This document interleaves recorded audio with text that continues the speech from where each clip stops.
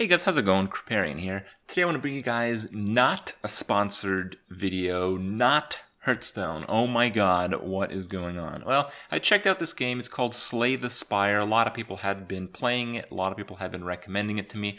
It's a card game, and you guys know I basically play every single one of those. Well, just about. And this one had some pretty interesting aspects that I think tie into kind of like a lost art of card games. You know, the first card game I played, like, ever, was in the 90s. It was Magic the Gathering Chandelier, I think it was called. That game was insanely good. You know, I remember playing that like 15 years later and having to get like a virtual machine Windows 98 because it was the only way I could actually play the game, right? So that game was basically Magic the Gathering with just the first like alpha, beta, and I think maybe 2 to 4 card expansions after that.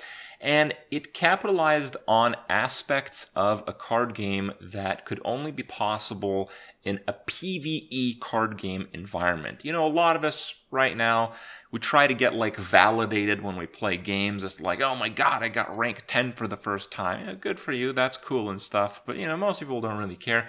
A lot of people are kind of like results oriented, and they try to, you know, play these games to make themselves believe that they're just way better at them than other people. And in some cases that's true, but in most, whatever. In terms of the actual core amazing gameplay, I think a lot of that is actually lost when you have a multiplayer only card game. And Slay the Spire, I think, proves a lot of those points. So it's pretty interesting. Today I just want to give you guys a quick run through of the game, give you guys a highlight of probably my best run. So here we go. This is Slay the Spire.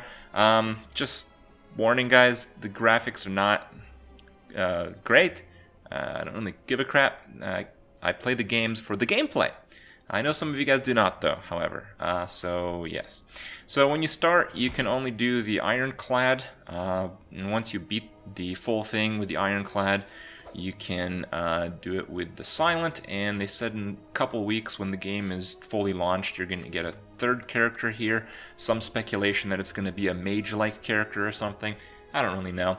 I think the Ironclad is a lot simpler, and I can probably give you guys a bit of a better guide through the early stages of the game on how the game works by playing the Ironclad. So let's just start.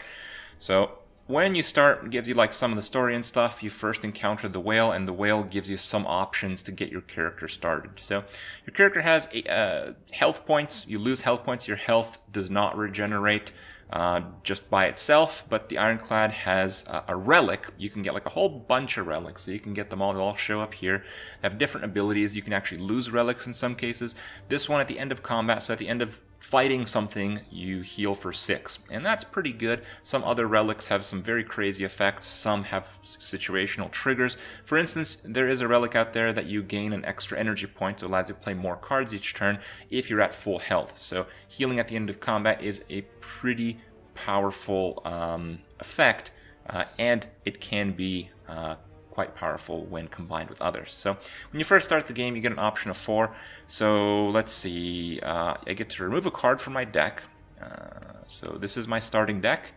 5 strikes, 4 defends, and 1 bash. So I have a 10 card deck, and the interesting thing about this game is you actually want like a smaller deck, because when you finish drawing your deck / playing all of your cards, and you have no deck left, it takes your discard pile and puts it back as your deck. So ideally you want some really powerful cards and very few cards that are bad.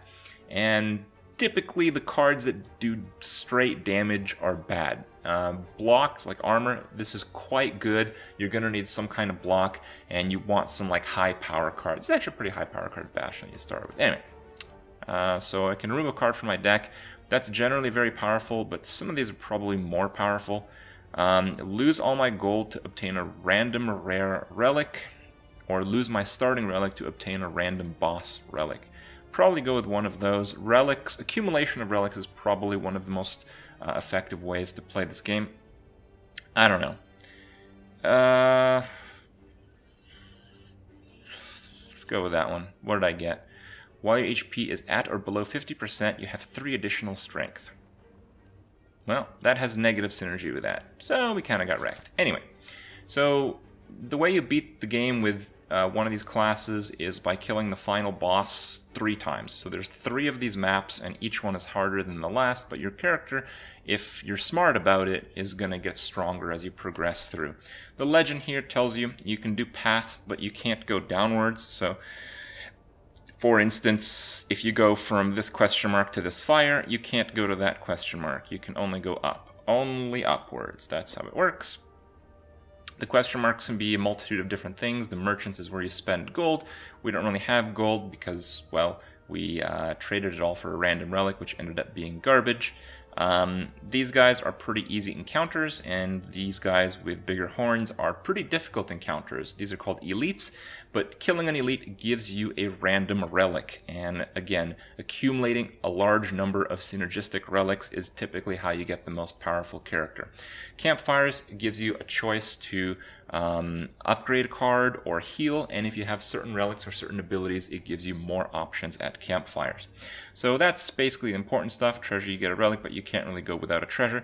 The idea is, if you think you have a pretty strong character, you want to kill as many elites as possible. If you think you have a pretty weak character, you want to avoid as many elites as possible. You also want to choose paths that maximize the number of fires. It requires some strategy that I'm not really going to go through the details of right now other than that, so let's just get into a fight here. But just to get back to my point, accumulation of gold, accumulation of extremely powerful random relic cards that are situational, that are based on each run that you do, these are not really things you can do in multiplayer. As the game starts, you got your opponent here, the opponents vary. You can see your opponent's next attack. So my opponent is going to hit me for 7 damage and apply negative effect on me.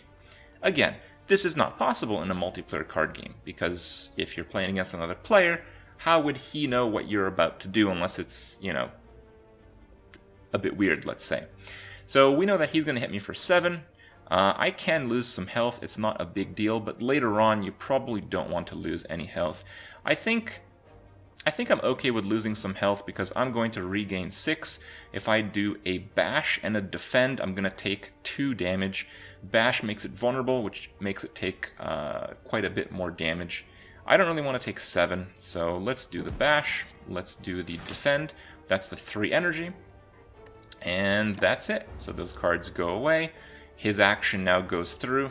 He does 2, 7 minus the 5, and applies weaken, which makes me do less damage, which kind of sucks, actually.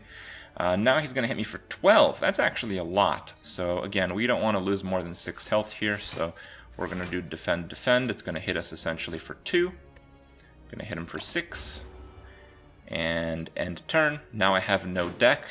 All the cards that I play or don't play go to my discard pile, and when I have no deck left, it recycles through. So I can take another 2, but I better not. I'm going to do defend, defend, strike.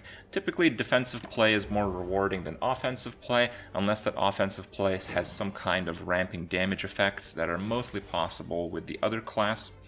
So here he's going to hit me for 7, so I can only block a little bit of that. I'm going to have to take 2, which is the most damage that I want to be taking. Okay, so now minus 6. I want to be at full health for the next fight, because the next fight might, possibly not, but it might be a lot harder than this. And I think that's possible. So each of these is 6, 6 times 3, 18. No, it's not possible. Well, I guess I got wrecked. So we'll just try our best to play as defensively as possible here.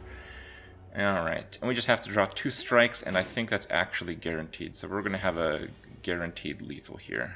Do bash and strike so we don't get counterattacked. At the end of each fight, that effect triggers. You get some gold for killing something. Sometimes you get some extra piece of loot.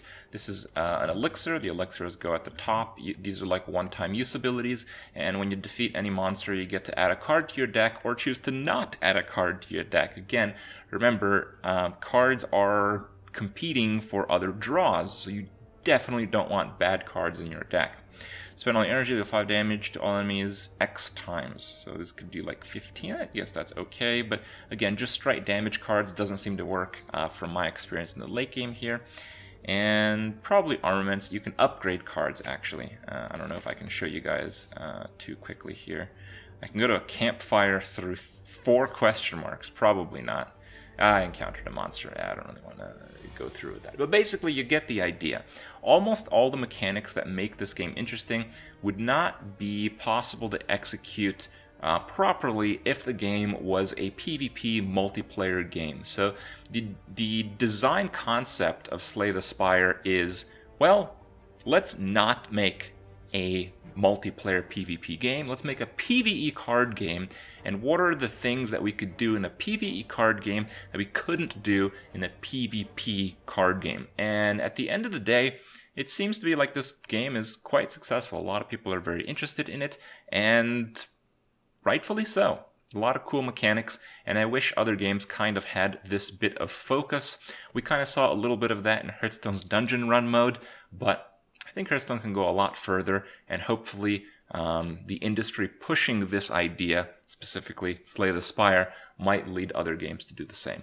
For now, leave you guys with some of the clips from my last run playing, I forget what it's called, but it's the Poison Armor Up guy. It's the second guy. It's not the Ironclad. It's the guy who's a little bit harder, a little bit clunkier, but certainly a lot of combos are possible. So check that out. Hope you enjoy it, and I'll see you guys tomorrow.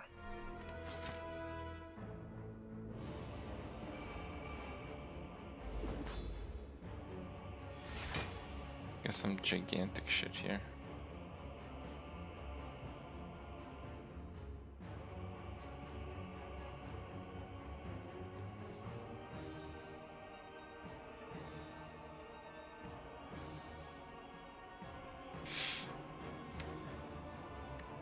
Bullet time's a little deep.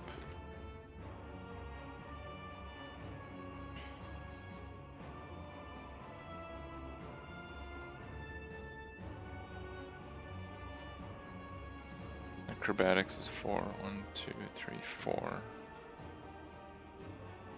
And there's 3 cards worth of prep. 1, 2, 3. No, I cannot get to it.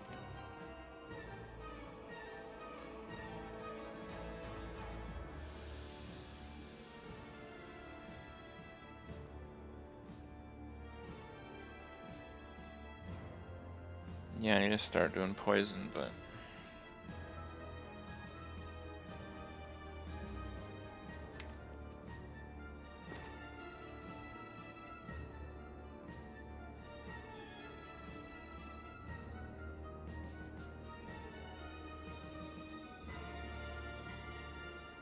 oh, I do have 4 mana, I just noticed.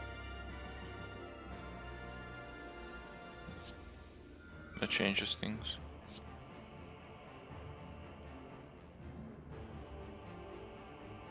I need to play at least 1 Noxious, you think? Fine, let's do it.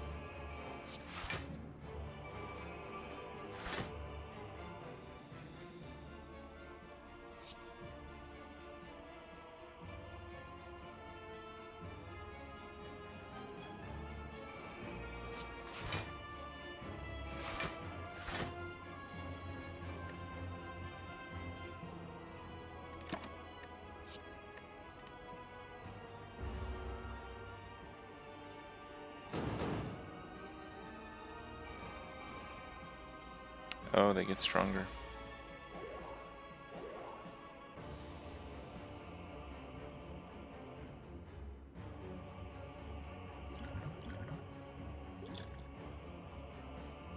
Okay.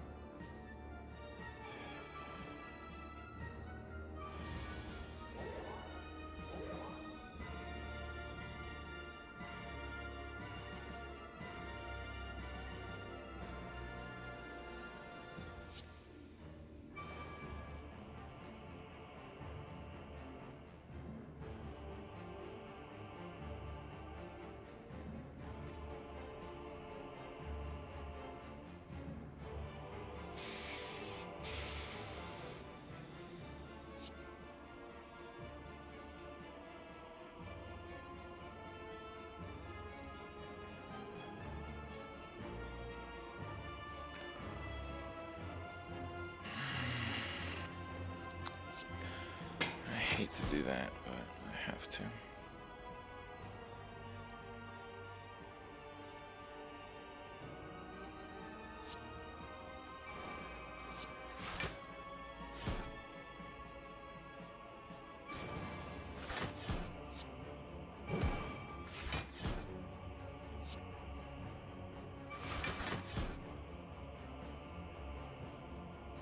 Oh, I'm gonna take damage.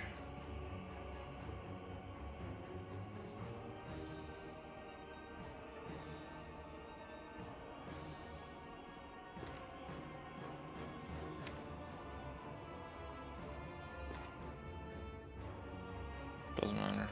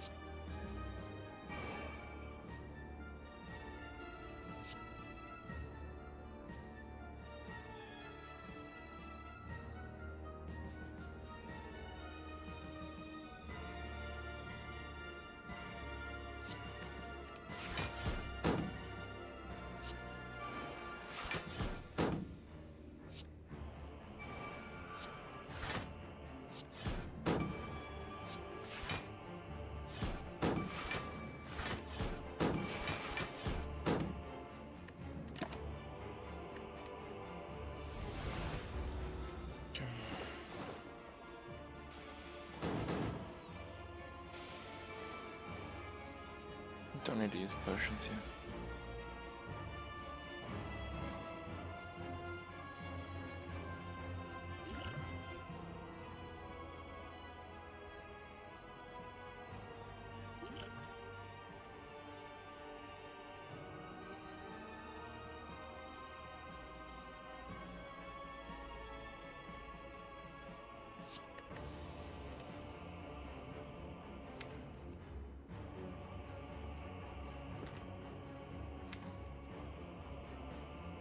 Oh, that's some shit.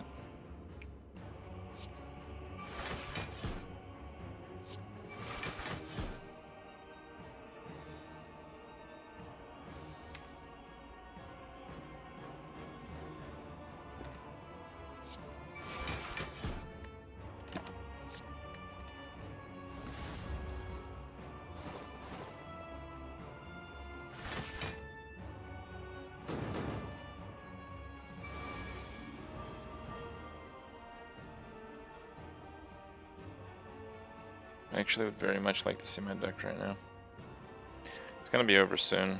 I can do one series of discards. 4, yeah, it'll work.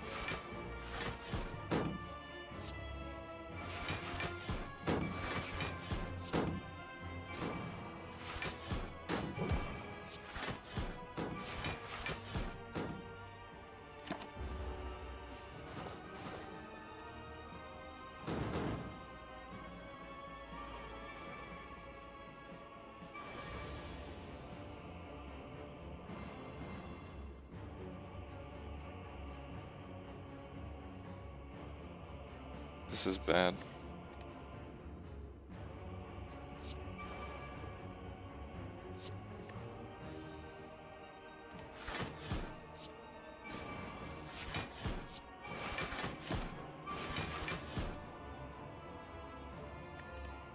I should have retained the defend. Wow, that's a huge misplay. Huge misplay.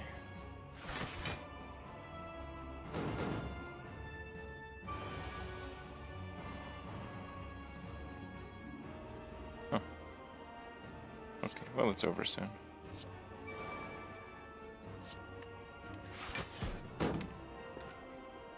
what I thought.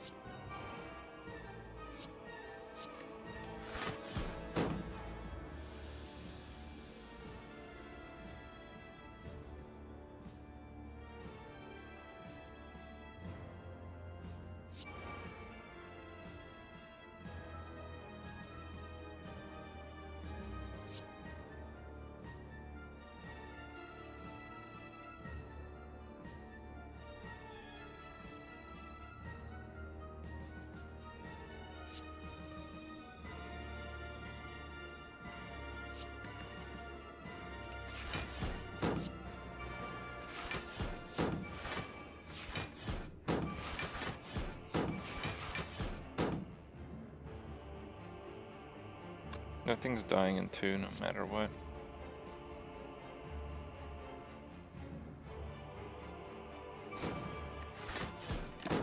But maybe I can influence that one to die a little earlier.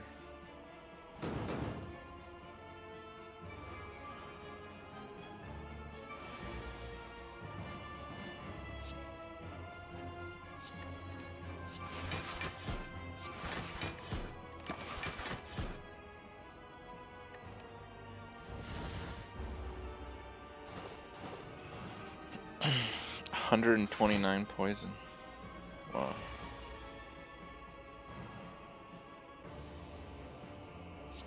Let's see if we can get this much higher.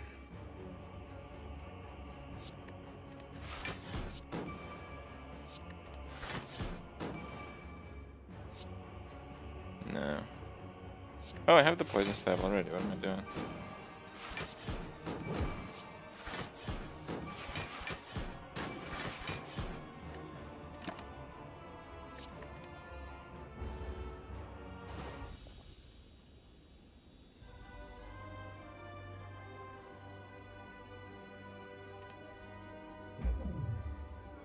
Alright, combo wombo.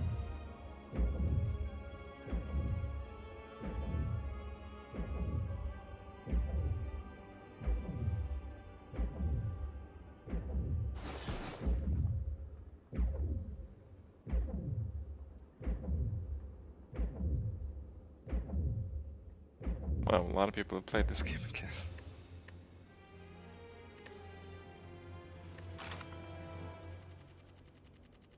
So I get like a new card if I want to replay it. But, oh, 3 new cards. I get deal 7 damage if it's poison. Deal 7 damage again. Double an enemy's poison. Okay, yeah, that's a pretty good card.